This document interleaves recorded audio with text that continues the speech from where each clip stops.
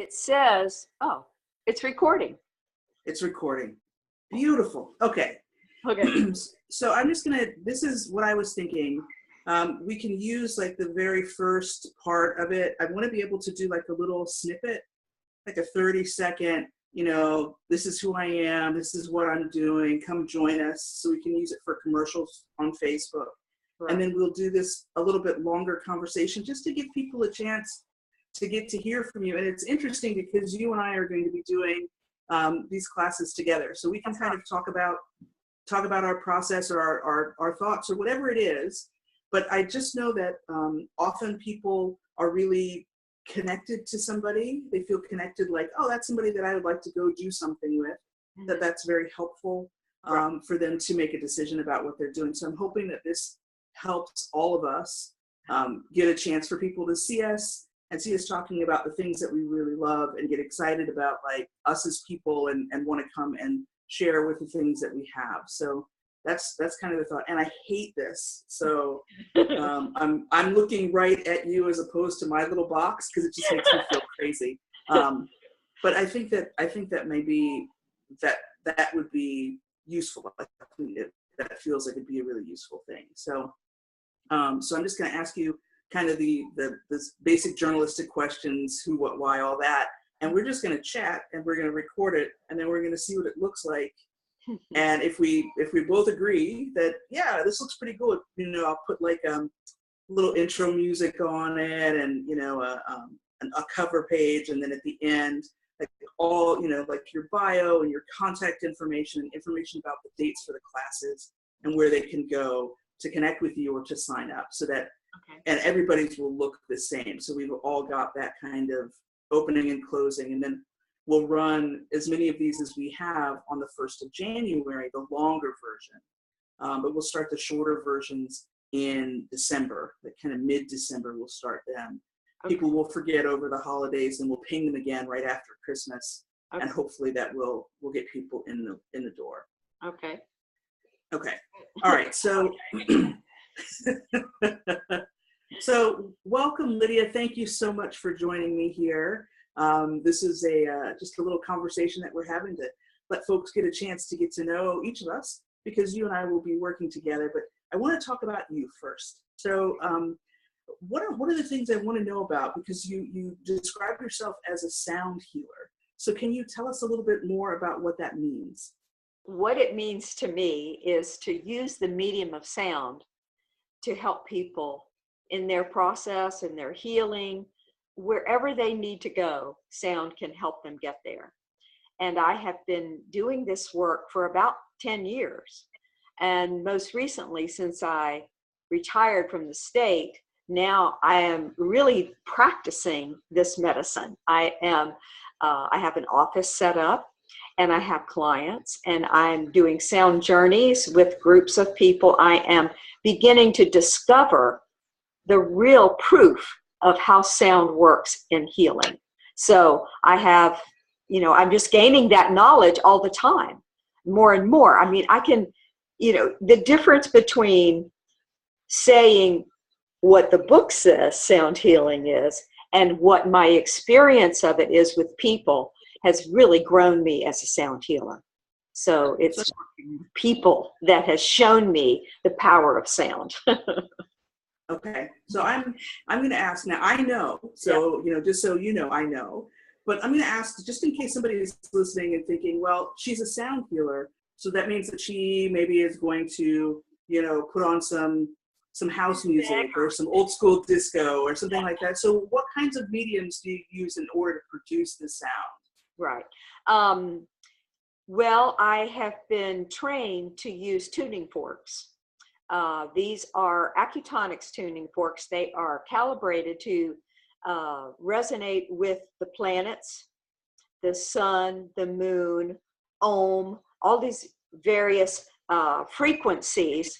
And I use them as an acupuncturist would use needles, except these are tuning forks and they are placed on the body according to acupuncture points. So I have had to learn the Chinese medicine system of acupuncture in order to be able to do this. So the protocols that I developed for healing that use the tuning forks, for example, are based on Chinese medicine.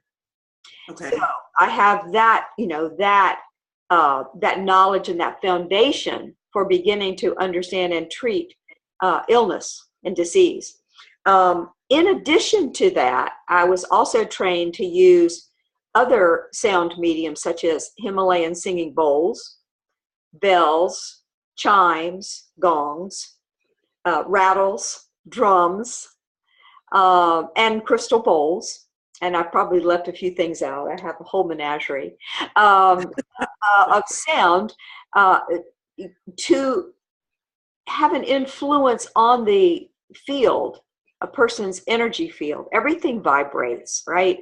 And all our whole body system vibrates. Everything vibrates at a certain frequency.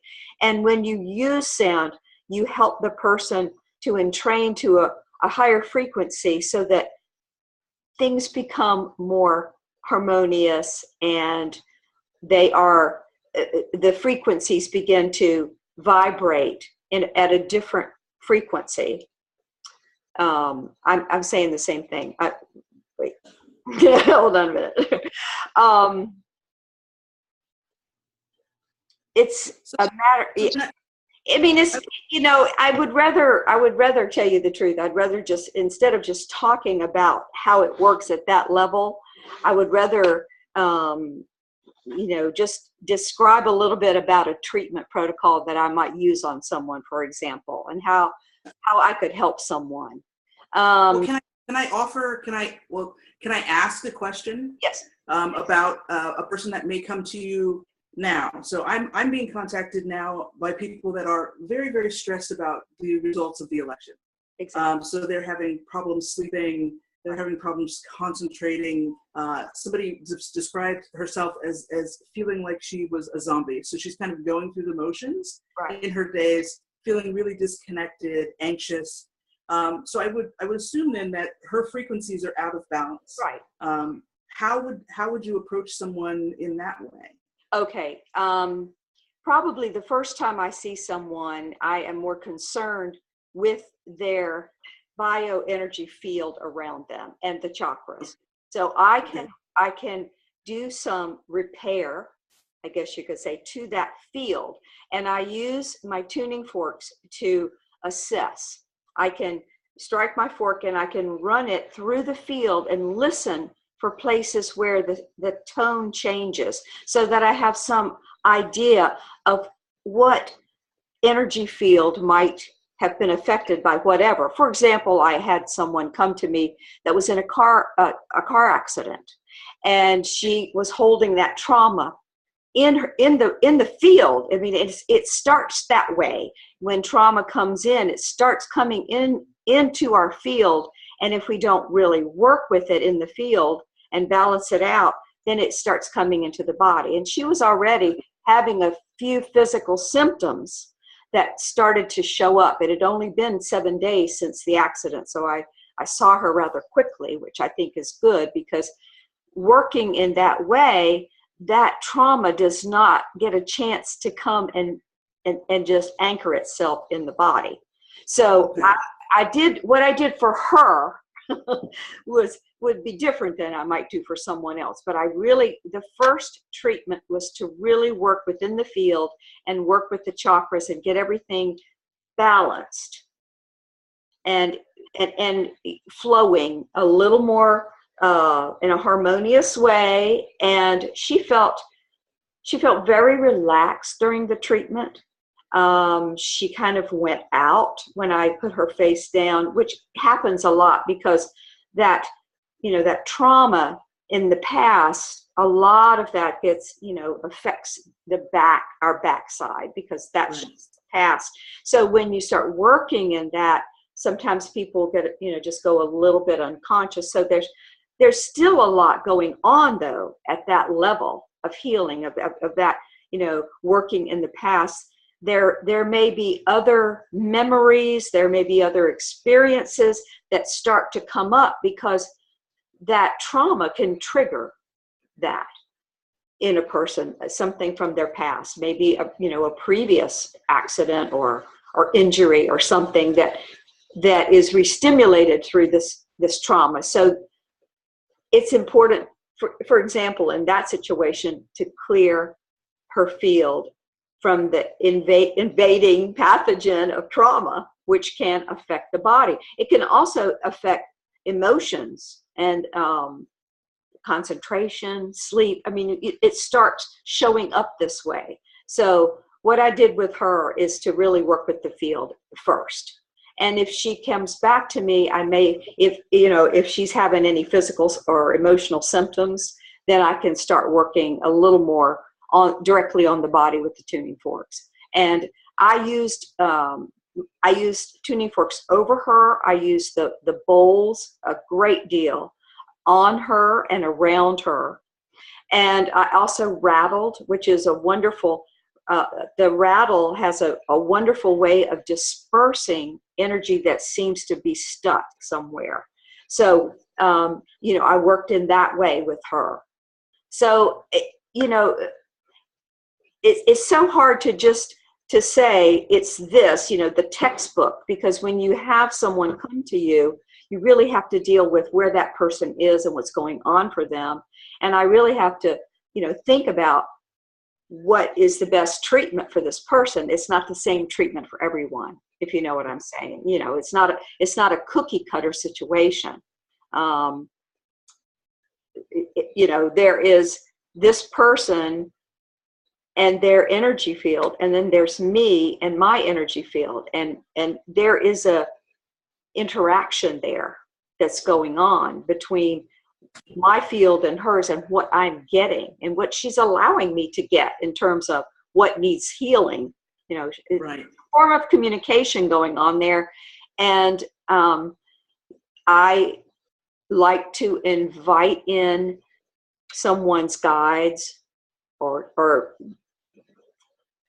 beings that they work with, their angels, whatever they feel comfortable bringing into the session, because in this way, it's more than just me, if you know what I'm saying. The communication that's going on is huge. It's exponential when you invite in that level of communication.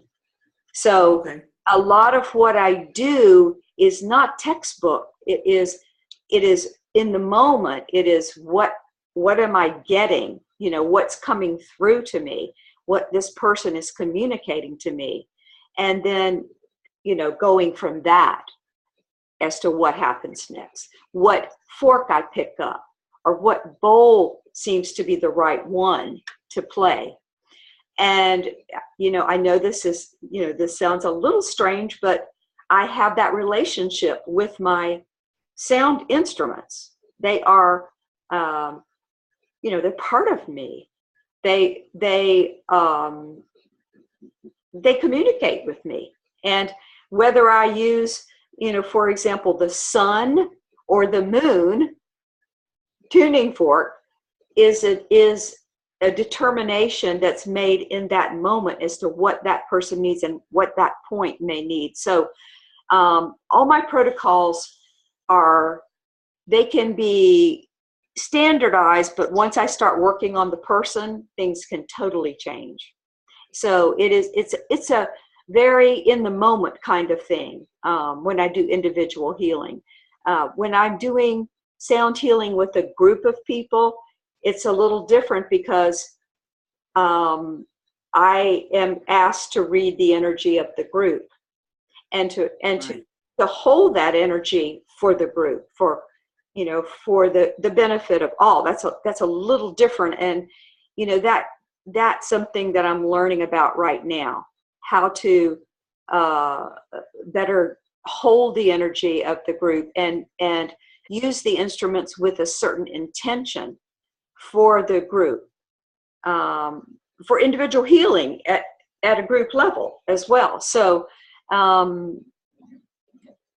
this is more about what I really do than how it works. And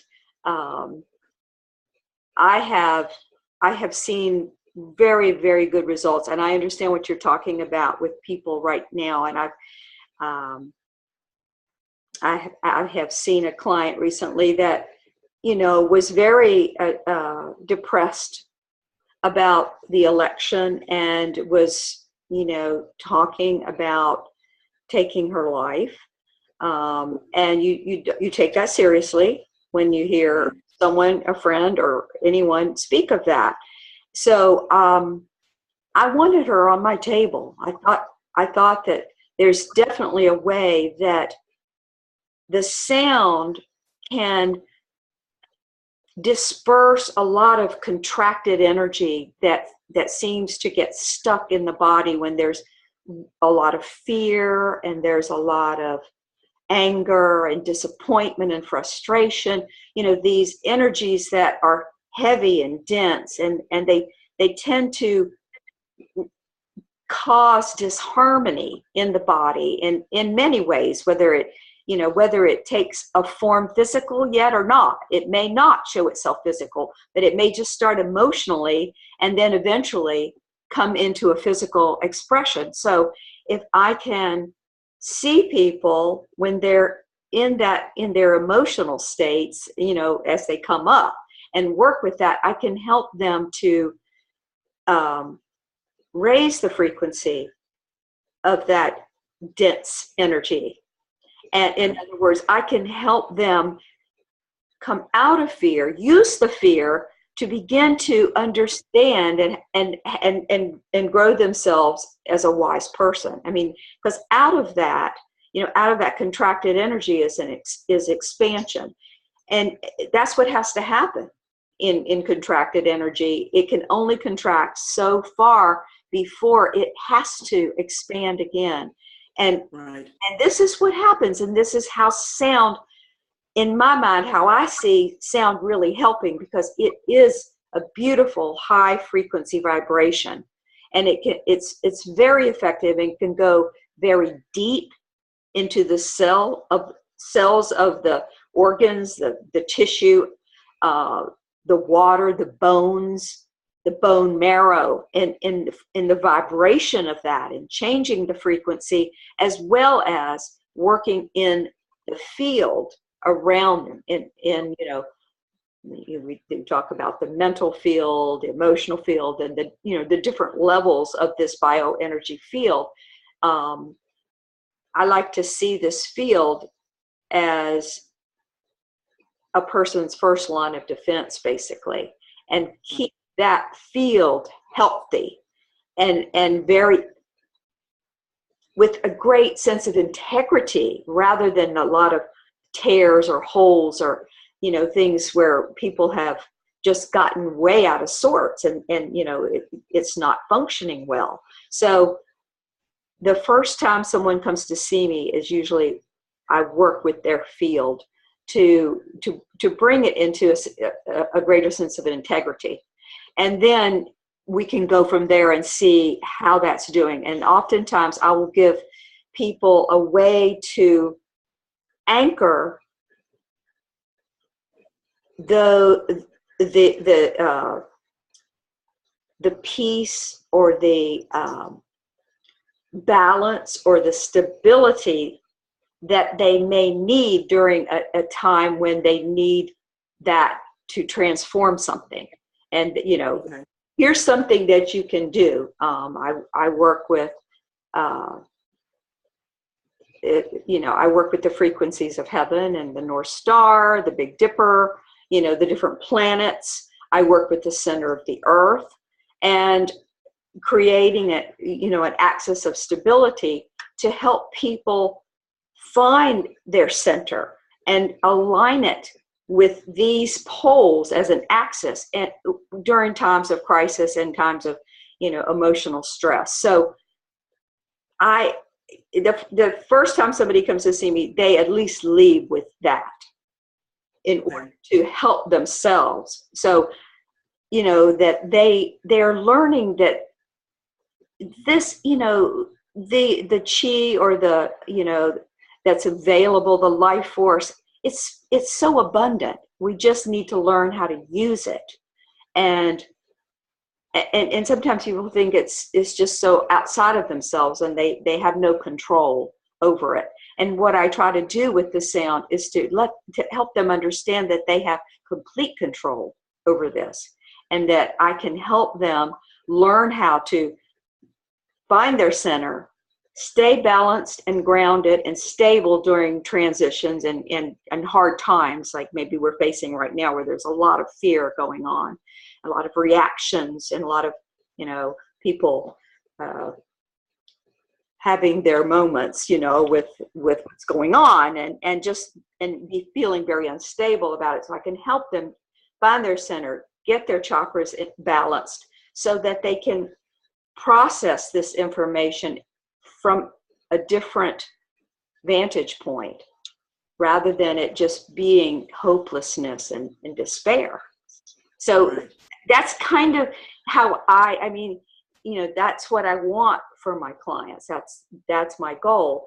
And I believe that sound, because it's just so ancient, and so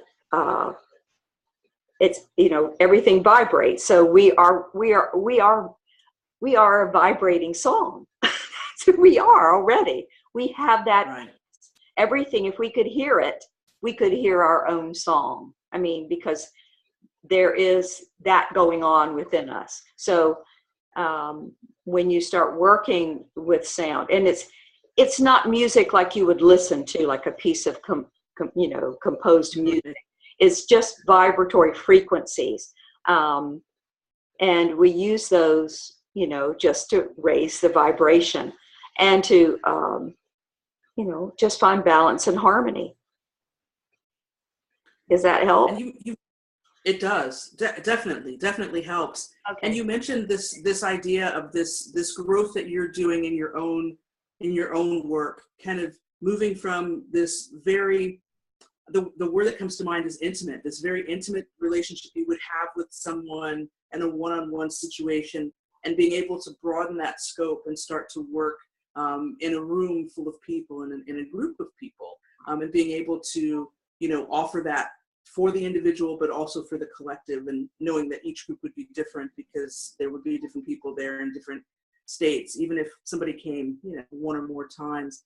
And I think that's a really interesting transition to be making, to be able to kind of broaden the space that you can hold for people, and then still be able to bring that level of healing to someone. And I am really excited because I've been able to see you in process doing that, as the two of us work together, kind of working on from two different ends, but really guiding people through a process to really deeply relax them with the Yoga Nidra, and then bringing the sound element into that and weaving those two things together, and essentially watching people float out the door. So I think it's a very interesting combination of things. I would not have thought of it on my own, and so was really happy when you approached me and talked about that. But there are other things that you're doing in a collective. You're kind of reaching out and branching out in different ways to bring your sound and another layer into what you're doing. You want to talk about that just a little bit as well? I will. This is a time of expansion for me. In the past, I have done mostly one-on-one, but in the last year, I have begun to do sound healings with a friend of mine who plays didgeridoo and drum, and he's very talented. He's a wonderful individual, and he and I share the same philosophy around healing and how sound is a healer. So we come together and we just are in sync. I'm not quite sure how that happens, but it's amazing when it does. Like you and I, when we work together, it just seemed like we were right in sync, and we didn't have to use a lot of words. Things just came together, and we sort of knew what needed to happen, and it happened in the moment. That is a beautiful thing when things can just emerge, and you're trusting every single moment that what is happening is for the greater good. And you really sense that and hold that at every moment. So this is something that I'm learning now. We're doing the group work and working with other sound healers. I've started a group called the Sacred Sound Circle of Tallahassee, and there's a group of, well, let's see, about 11 of us met about a week ago, and that's the largest group we've had. And we have people that play all kinds of instruments, and we come together and we are exploring and playing with intuitive sound, and you're just playing our instruments and seeing what sounds good together, and what kind of, it's almost like you're weaving something, you know, or you're making, I always say, it's kind of like you're making a sandwich, you know, you have the bread and you have the lettuce and the tomato, you know, and the cheese, and then, you know, that each one of those is an individual item in its own right. But when you start to put them together, now you have a sandwich. So you have that entity, you know, coming from each individual part. So we kind of think this way, and we think, gee, how does this drum and doing this, you know, this kind of rhythmic beat of the drum sound with a flute? How does it sound with a Tibetan bowl coming in?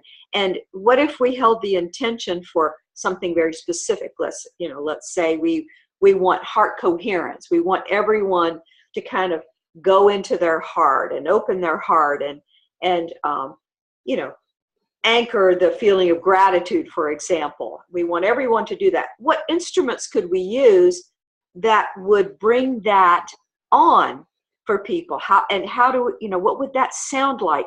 So these are, you know, as a sound healer, these are the things we, you know, we look at and think about and work together on. So there's going to be more and more sound healing coming in Tallahassee. I can tell you from that are going to be birthed, I guess you could say, from this group, because the people involved are very talented, and many of them are already doing things on their own. You know, one or two of them, you know, are doing drumming circles or playing the didge or getting together and, you know, playing out at Lake Ella or something. You know, people are doing this already, but we are going to move it into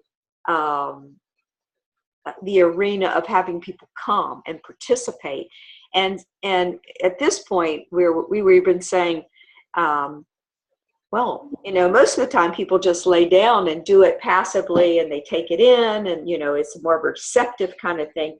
What would it be if people were more engaging, like movement and dance and, you know, rhythm? So, you know, we are, you know, we're just explorers in this whole thing, and we're trying things, and we're just having a great time. And like I said, I think we're in a time of expansion. And I just want to say this, because today I met with a friend for lunch, and I just said, you know, the more contracted energy that exists, the more expansive the energy will be from that, because that is the nature of energy, is that there's always a continuum from contraction to expansion, and the more contracted you get, the more expansive you get. It's just a natural flow. So I choose to be on that more expanded side and take advantage of that and catapult myself into the healing work, into sound healing work that is going, I feel, going to be useful for everyone at this particular moment in this very contracted energy that's being created. So we will begin to hopefully successfully help people move into that, you know, out of that and into more of expanded state, so that they can shift their perspective. They can begin to see things a little differently. And, you know, it's not going to take them 5 years. It's going to take them 3 sound healings maybe. Or, you know, you see, I mean, because we are really growing ourselves exponentially now, everyone. That takes that to heart, I think. You know, we'll be able to do things and transform things at a much, much faster pace than we have ever in the past, and change ourselves and change our perspective. So, and I know you must see the same thing in your work. I mean, people that come to you, from the ashes. I mean, you're Right. starting at the bottom, in a way. You're just saying, okay, I've hit rock bottom. I've got to come up. And people do. This is exactly what happens. Is, kind of the human spirit, the strength of the human spirit, that's here in this body, in this vessel at this time. And, it's a very special time to be alive in a lot of ways. And, this kind of whole, Aquarian age where, we're at the, kind of a brink of bringing something completely different to the world.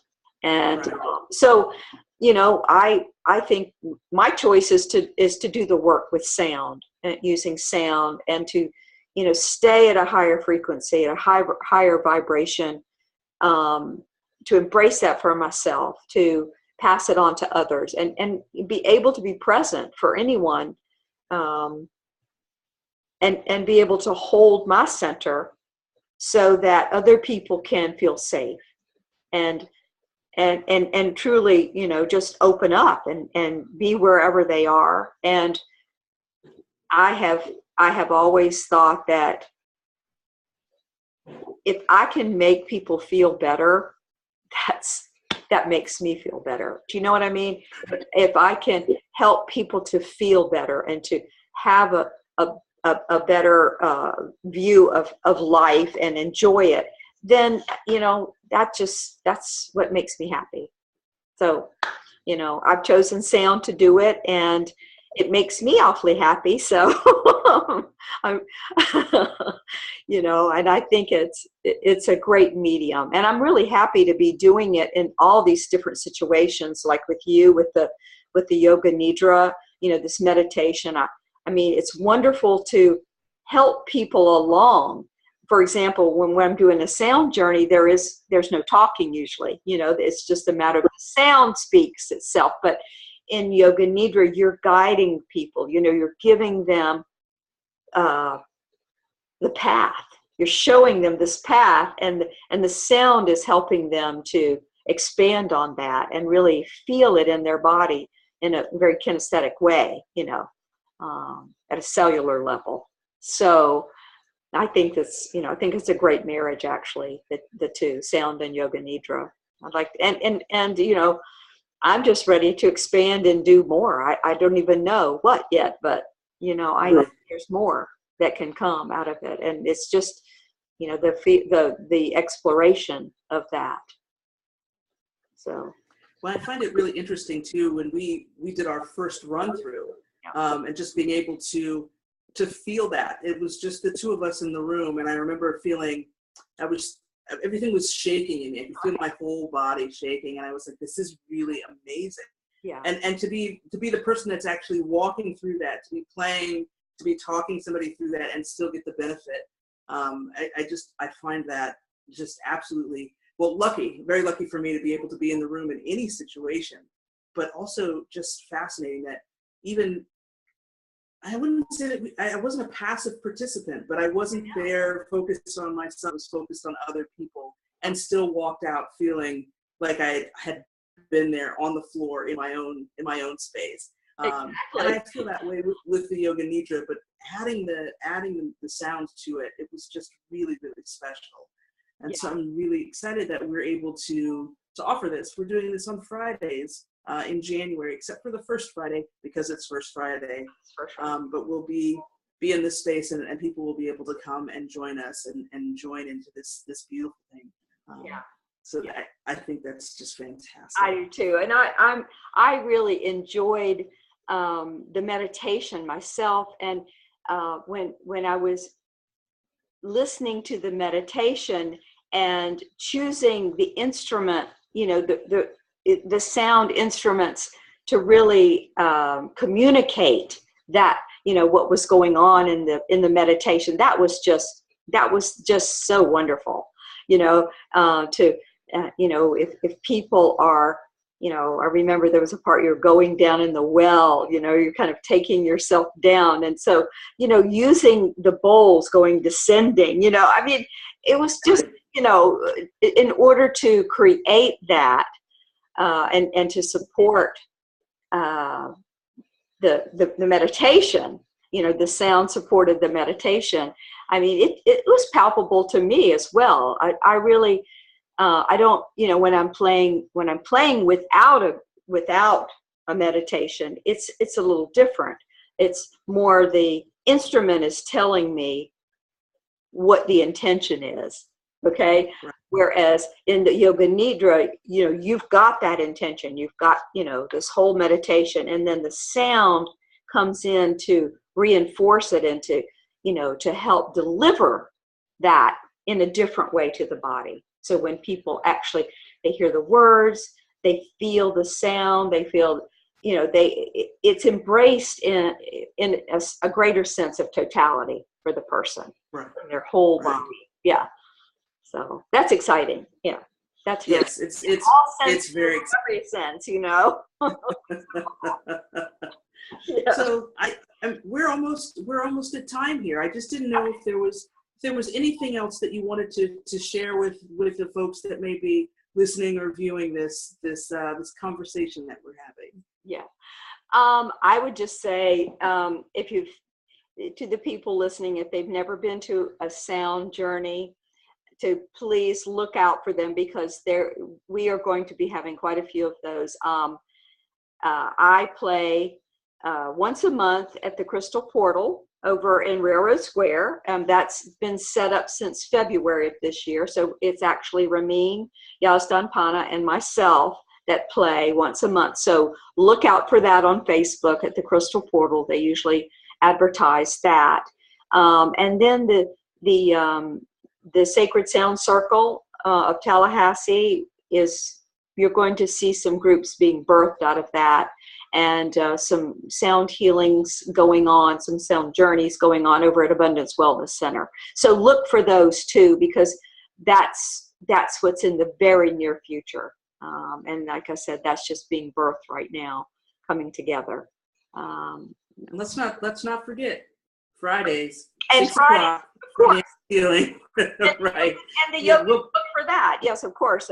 This is something that I feel that I love that you're going to do it on a continued basis, because I really think people that can come and participate in, over a period of time will really see the benefit of it. Absolutely. It's just, it's cumulative, so, just, and this is the way we are learning to maintain our health. This is, right. It's a form of alternative medicine, really. It is good medicine for growing yourself and for, spiritually, keeping yourself healthy physically and emotionally and mentally, calm. And so, yeah, it's good medicine, and, come and join us.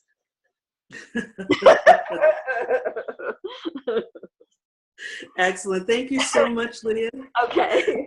I'll see you soon. I'll see you soon. Thank you. Alrighty. Okay. Bye. Bye. Let's see here. Okay. I don't know how to. I think you have to stop the recording. Hi, this is Lydia. I'm a sound healer, and I'm going to be offering Rest and Restore with Robin Bryant at From the Ashes, starting in January on Fridays. So look for us, or actually listen for us.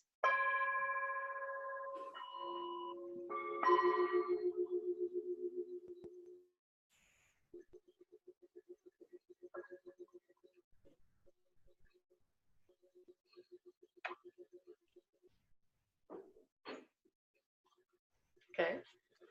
Perfect. Our first